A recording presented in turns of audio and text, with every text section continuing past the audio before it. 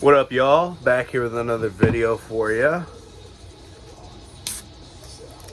Nastroje, Boulevard people. Alright, so I got a collection update for you. I think it'll be a good old time here. I got a bunch of goodies. It's mostly not super heavy, but it's a mix of both stuff. It's mostly not heavy with some heavy stuff sprinkled into it.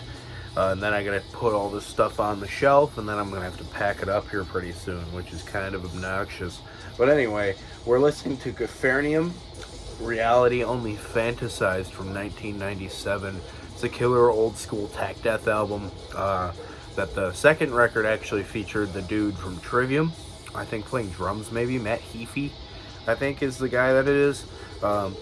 Don't like Trivium, but that's an interesting bit of fact. So, I got a big stack of CDs and an LP for you. I'm going to start with the LP.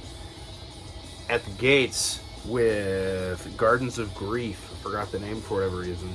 Amazing. No, I don't usually keep the shrink on my LPs, but my poly sleeves are currently packed up in a box. So I wanted to leave this down there for some minor protection when I box up my metal LPs. But this is amazing, dude. Absolutely amazing. I bought this off of the strength of the descriptors I've gotten from guys like Roger and Brain Smasher and a couple of the other dudes here on YouTube who sing the everlasting praise of this brilliant EP. If I remember right, this is their debut album. This is a 2014 repress. It's just 4 tracks, which they're all really, really good. Let's show the inner. I showed the back. It's got a cool live photo. Here's the printed inner sleeve. A lot of really cool photos on there.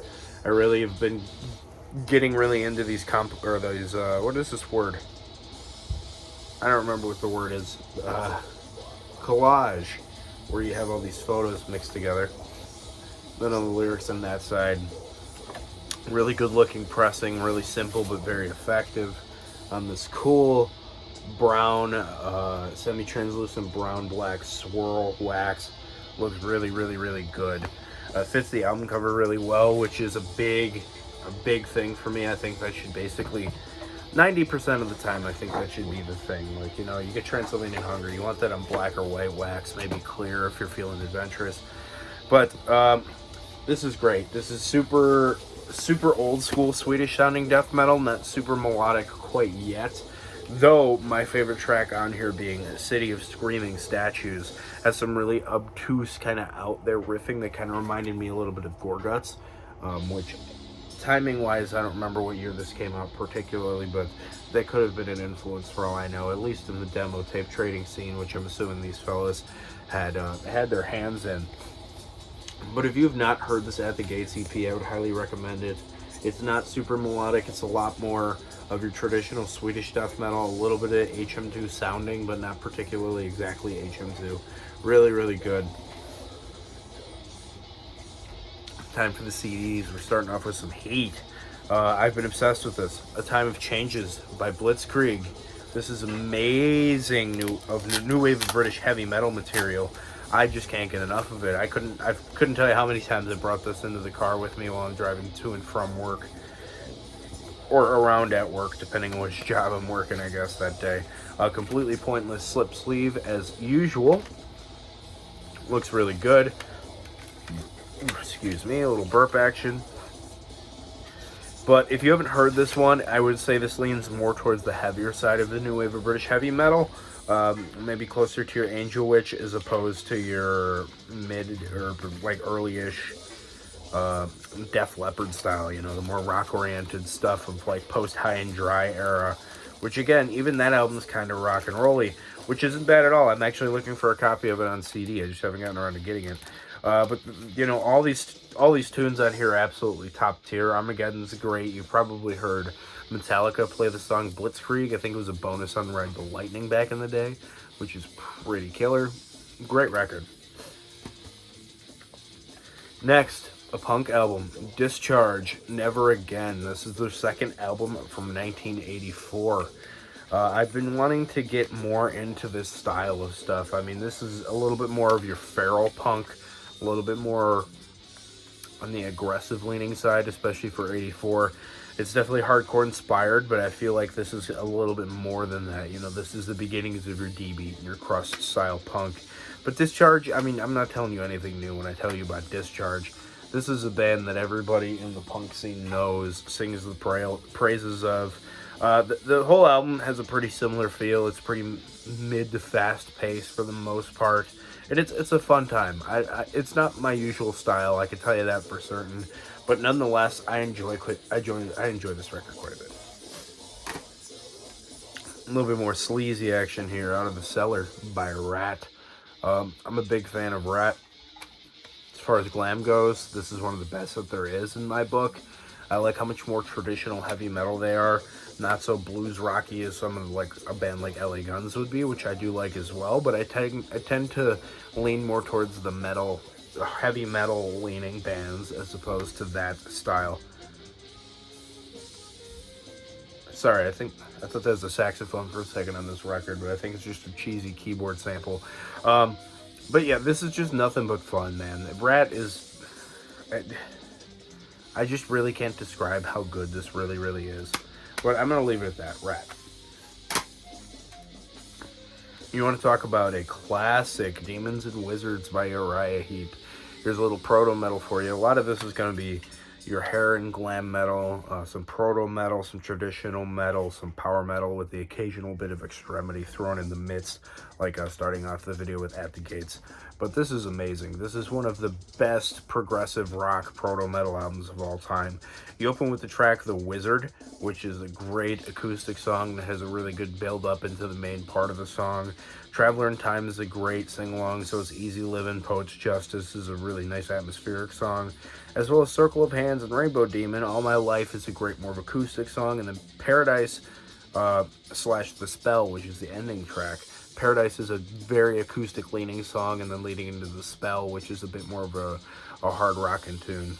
It's a really, really good record. It's densely atmospheric, and it was way ahead of its time in 1973, if you ask me. We're back to the sleaze. Night Songs by Cinderella. All right, before you discount this because of because of all of that, I wouldn't be surprised if you just check out after that. But this album's awesome. This album is kind of traditional metal, maybe a sprinkle on the top of your early proto-speed metal sound. A lot of your bluesy rock riffs are here and there, but it's a little bit more on the metal side, kind of more close to your Rat than it would be, say, something like Poison. But this is really, really fun, man. I put this on at the practice space of my band, and they didn't even know it was Cinderella. They thought it was just a random traditional metal album that I put on. Listening to this, I'm hearing early Lizzie Borden as well, style-wise. So if you're a Lizzie Borden fan and you don't like Cinderella because you have this thing against glam and hair metal for whatever reason, check out this one. I think you could get down with it.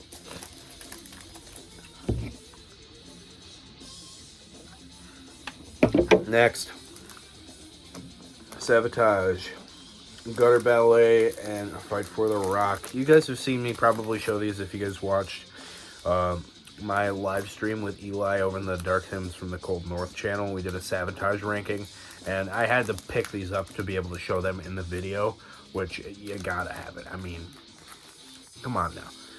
Amazing, amazing music. I absolutely adore this band. This album, I'm here in defense of. I think it's fun. I think it's enjoyable. It's catchy.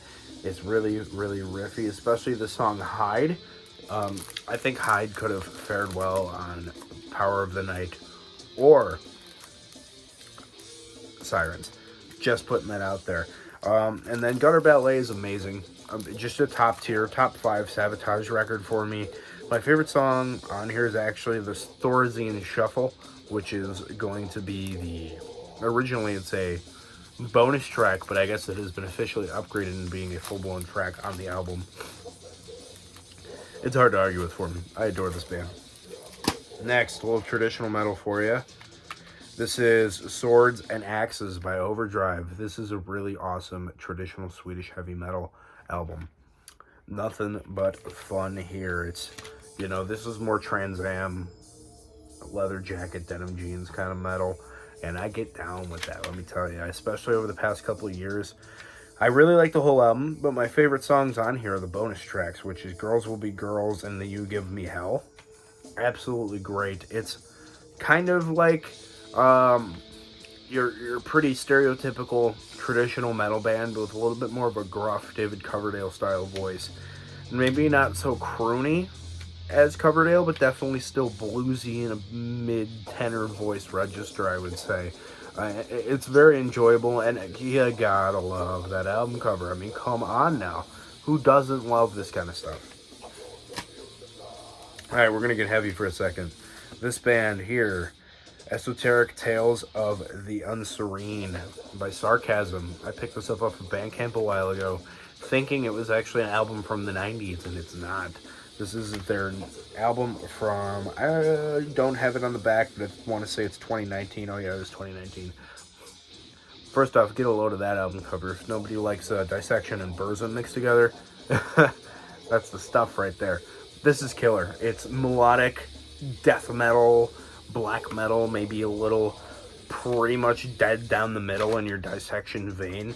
And this band is really, really awesome. If you told me this was 1997, I would have believed you every day of the week. They also sent me this little promo in when I ordered it off Bandcamp, which is cool. This is the Death Chants of the Ancient Realms, a complete demo anthology, which I'll mention that later on. Really, really good stuff. I got a speeding ticket listening to this album, if that means it gets you hyped up anymore. That's the stuff. That's good stuff, boys. Alright, we're back in the proto-metal camp here. This is Vinspus Eruptum by Blue Cheer. I heard Alan talking about this on the Heavy Metallurgy streams, and it made me interested. It made me want to hear it. I really like the acid rock, early kind of stonery sounding blues psychedelic stuff. And this is pretty much that. It opens with the song Summertime Blues, which I've actually heard multiple people play that before, but not in a rock context. It's mostly like Alan Jackson and stuff's version of that song that I really know. And it was fun to hear, kind of a drugged out psychedelic hard rock version of that. Out of Focus is really, really cool. Rock Me Baby is a fun one, but I really, really get down with this whole proto-metal bluesy acid rock sound. So if you haven't listened to Blue Cheer, check this out. Oh, we got to probably top 3 in the best of the best out of this whole stack here. This is Deliver Us by Warlord. I have been meaning to get a copy of this, and I just never did. And I finally bit the bullet in a Discogs order a little while back. And this one, just like the Blitzkrieg album, has basically been jumping in the player on its own. Absolutely amazing traditional metal, a touch of early US power metal.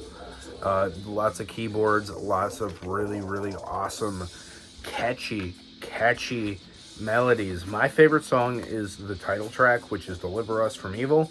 But Winter Tears is a great song to come after that one with. Penning for a Poor Man, and it was like the main thing that people seem to love the most, which I'm not going to argue with you, because this whole album is 10 out of 10. Top tier, perfect traditional metal album. Then there's Disc 2, which is a bunch of rarities and demo tracks. And I haven't gotten around to listening to that yet, but I've been just compulsively listening to the album over and over, and this just really, really hits every spot you could ask for. Warlord is amazing. Alright, we're softening up a bit here for some hair metal, AOR type stuff. I got 2 albums from the band Winger. I really like Winger, specifically the 3rd Winger album. I like this more than the first one. This is really what I was hoping for the album to sound like when I picked it up. This album's really good too, but it's not as exciting. Bless you, kitty. Cat's over there sneezing in the corner. There's something about this one in particular that really hit me in the feels with the really bluesy, riffy. This is 1980. Okay, this is 1990. This sounds like 1987 to a T in my book. And then this first record came out in 1988, which would make good sense. So they put out an album a year for the next however long at this point. at the time that I'm talking about here, and they're really really good. I mean, they're fun. They're not something to be taken too seriously. You're not going to sit there, and turn the lights down and drink a beer just listening to it, staring at the speakers. It's not this kind of an album. You're not digesting this. You're not digesting Winger like that. I mean, come on now. But this is really really fun if you like this style of music. 2 albums from an amazing American epic heavy metal band. This is the 2 albums Visigoth has put out. I adore these records, especially this one. This is a sing-along, catchy, brilliant traditional metal song or album, and they do a cover song of Necropolis by Manila Road on here, which is extra exciting. I get down with this album. It is a fist-pumping, head-banging, beer-drinking, sing-along record. This album is almost to that tier as well, but this one just hit me harder. It's a really, really good record. It's so epic, and it is... I just can't say enough good things about this. This is what I imagine the soundtrack to going to like Wacken or any really good European metal festival would really be like. And if I was going to one of those, you bet your sweet bippy I'd be playing this stuff in the camping sites.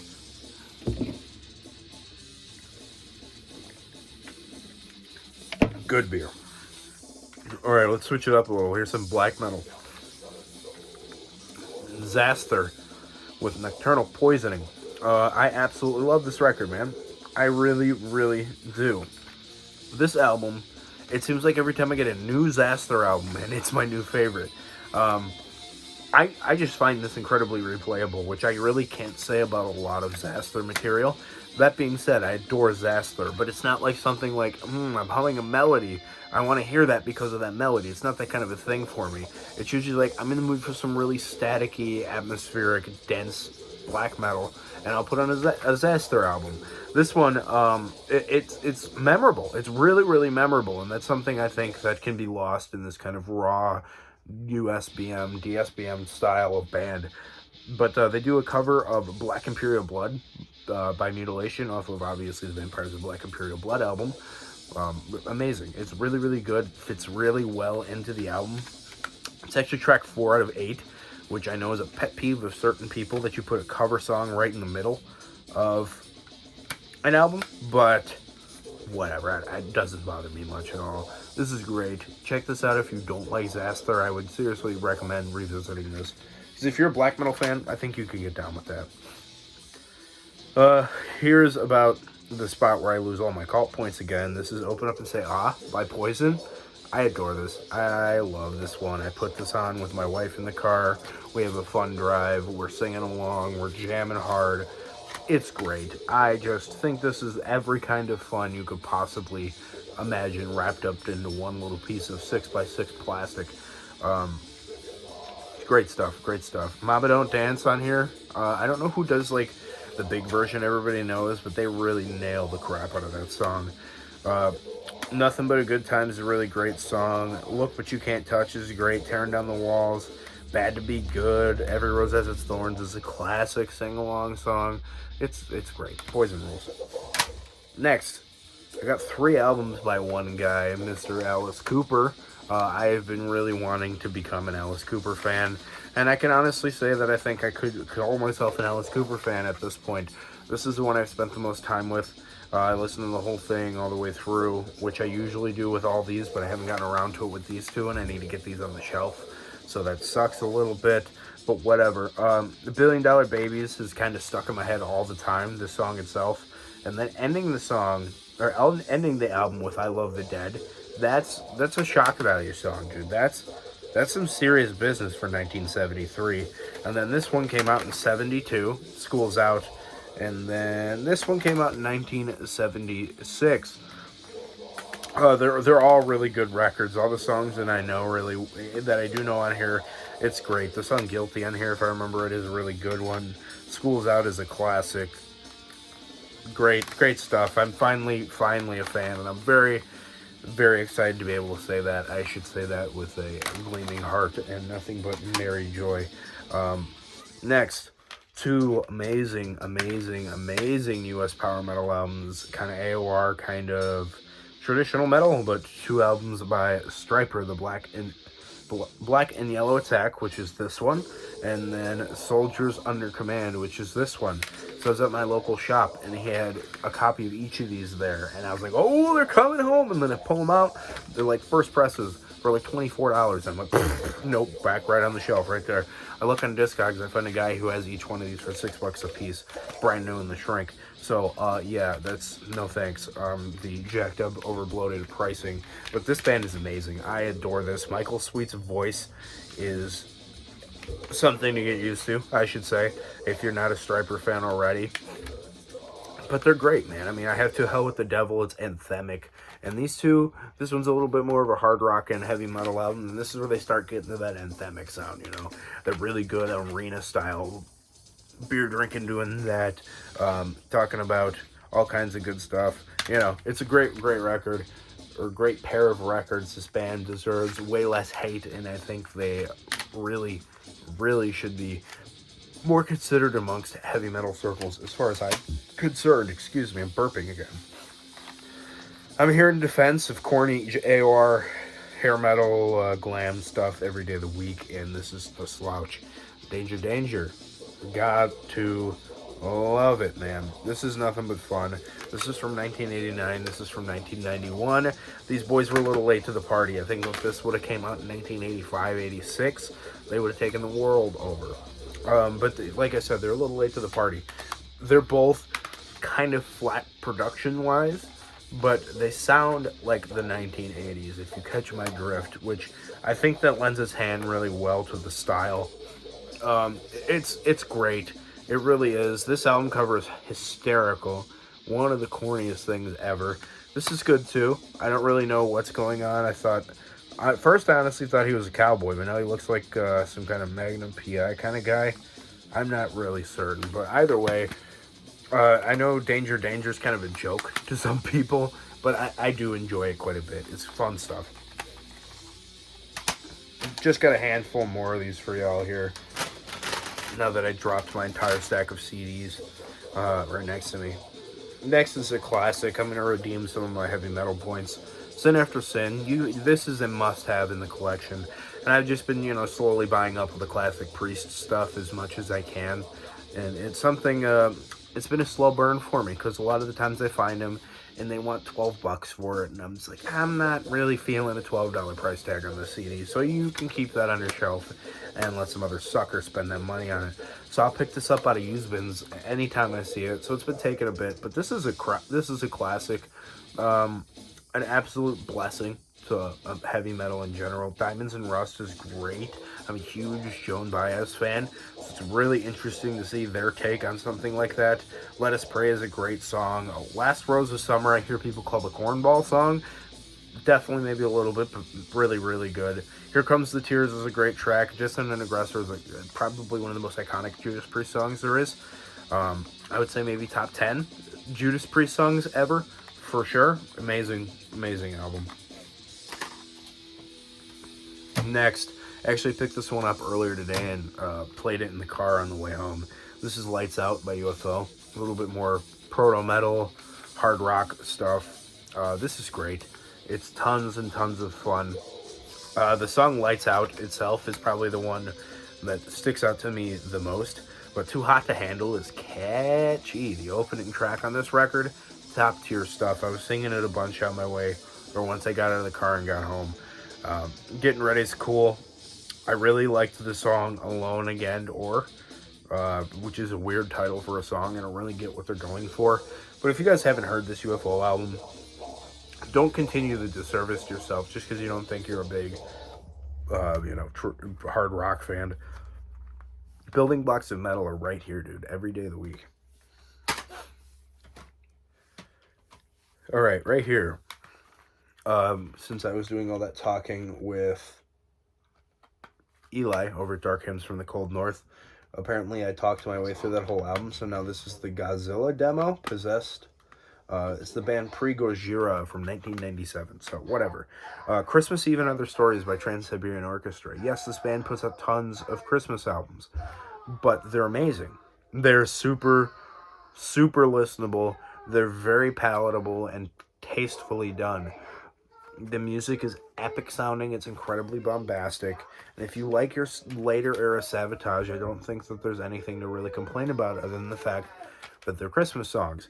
It's done well, and I love it. I like TSO a lot. I'm just keep picking up stuff as I go along. Next, I had to get it for my completionist mindset, which I don't have all the time. I have a completionist mindset with some of the bands that I like, but I have to get all the Maiden stuff. This is Dance of Death. Generally the worst Maiden cover, but I find it absolutely hysterical to look at, being somebody who's grown up in an age where AI technology and any CGI is done substantially better these days, so that's pretty laughably bad. This Eddie, not the coolest Eddie by any means, which is not helpful, and all of the like Elder Scrolls Morrowind looking graphics are not good either. But I think Rainmaker is a really, really great song. Face in the Sand, Age of Innocence, The Journeyman, Gates of Tomorrow. This is a pretty solid album. It's not the greatest Maiden by any means. I wouldn't even think I'd put this in the top 5 or 8. Maybe probably not even the top 10 Maiden albums of all time. But you know, this is a good album. It's really fun. It's enjoyable. It's catchy. It's well composed. They're a little bit on their egos. I mean, putting out 7, 8 minute, 5, 6 minute songs. You guys are you chill a little bit, you know. But that's that's the trajectory Maiden has taken, and I respect them for it. I don't have to like it, nor do I have to buy it, but I do respect it. So Iron Maiden. Next, a little Proto-metal. Born to be Wild. Steppenwolf. Definitely something that was part of the building blocks. Again, it's a heavy psychedelic rock band. Wow, Gojira should have stayed like this. That band blows these days. So this is great to hear that they actually were good at one point. I guess before their name change. But anyway, Hoochie Coochie Man is a great Muddy Waters cover that they do on this song. Sookie Sookie, the opening song, is pretty fun. A Girl I Knew is great. Your Wall's Too High. Born to be Wild is like the big track everybody knows Steppenwolf for. That and Magic Carpet Ride. But the first reference to the word, the title of heavy metal is in that song that I could think of. It's 1969. I mean, nobody was calling anything heavy metal back then, other than maybe machinists moving something with a crane. But it's good. It's a really fun record. I really like the style. I don't know, man. Good stuff. Steppenwolf. And the last thing, I picked this guy up on the cheap and didn't realize what it was until I got it home, or until I got it later on in the car, which is fine. This is an EP from Skid Row. This is actually the only Skid Row I own. I need to get Slave to the Grind and the self-titled as well, but I will pick those up out of used bins as I refuse to pay full price for them. But they do Psychotherapy, which is Ramone's cover, and then Come On and Love Me, which is a Kiss cover. They do a Little Wing, which is Jimi Hendrix cover. What You're Doing is a song by a guy named Leon Lifeson, who I don't know this fella's, and Deliver the Goods, which I also don't particularly know. But either way, I'm excited to have it. Come On and Love Me is one of my favorite Kiss songs. Psychotherapy is a great Ramones track. Little Wing is a cool Jimi Hendrix song.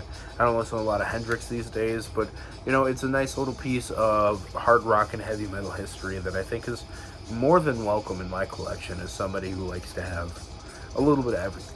It's a good record. But I'm going to call it a day at that one, guys. I appreciate you guys sticking out with all these videos coming out. I know I've been talking about doing collection videos, which will happen, I promise. It's just going to take a little while because this whole move thing has been a real fiasco. The 30 days I got to get up out of my house is kind of something that cramps my style a little bit. So I'm pre-recording some videos, and the collection will be packed up for a little while. Luckily, I have a box of new CDs in my car that I've been going my way through, thankfully, so I don't feel too bad about having to pack it up for maybe a week. I think I'll be able to survive. So I hope y'all enjoyed the update, a little bit different, a little less heavy than usual. But I'll catch y'all on the next one. Keep it greasy.